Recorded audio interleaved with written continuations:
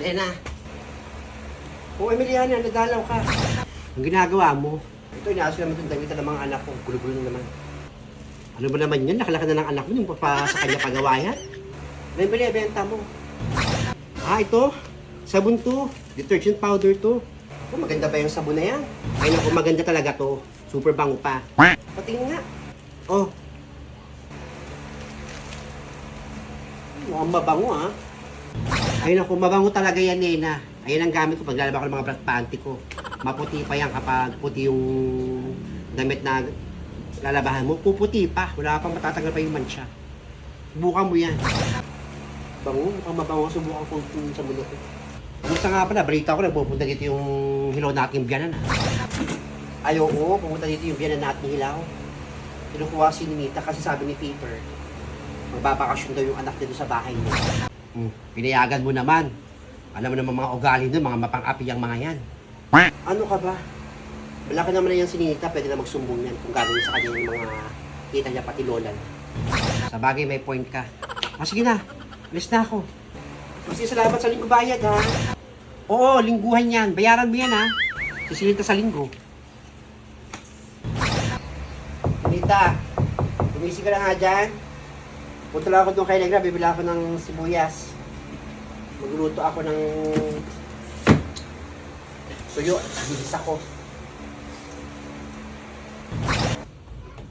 Hoy Nena. Bakit pa rin? Anong ginawa dito ni Emiliana? May benta lang sabon. Magkano naman? Yung 120. Mabango daw eh. Gusto mo subukan? O sige, subukan ko. Dalhan mo ako ng isa rito. Kasi mamaya bibigay ko sa'yo ha. Punta ako dito kay Negra. Bibili ako ng sibuyas. Ingat. Hintayin ko yung sabon ha. Negra, pabili ako sibuyas mo.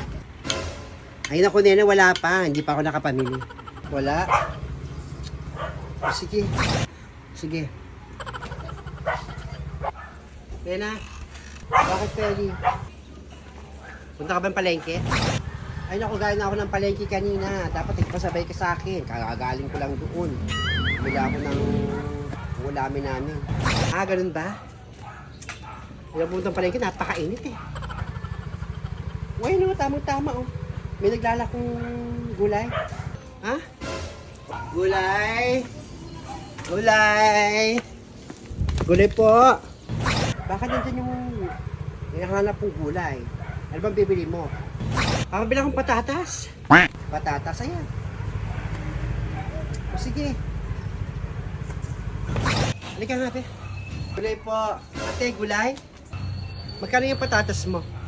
200 lang po isang kilo. Ha? 200? Ang mahal naman. Sa Baguio nga eh. 20 lang yan eh, isang kilo eh. Okay. Doon ho kayo sa Baguio bumili. Teka lang. Bibili ako, may pera naman ako eh. Kahit mag-200, sige pabili lang kahit. Doon ho kayo sa Baguio bumili. Huwag na ho. Maldita nun ah. Oh, pasalamat siya, titimpi ako ng galit ko. Feli, barado ka no? Barado nga ako eh, Negra. Sa Baguio ka lang bumili ng patatas mo. Ba mura doon? Ikaw talaga, Feli. Pagpasensya mo na yun, baka pagod lang. Ikaw talaga. Sige. Baka nga mait ang ulo. Diyan ka na, Negra. Binabarat mo pa kasi.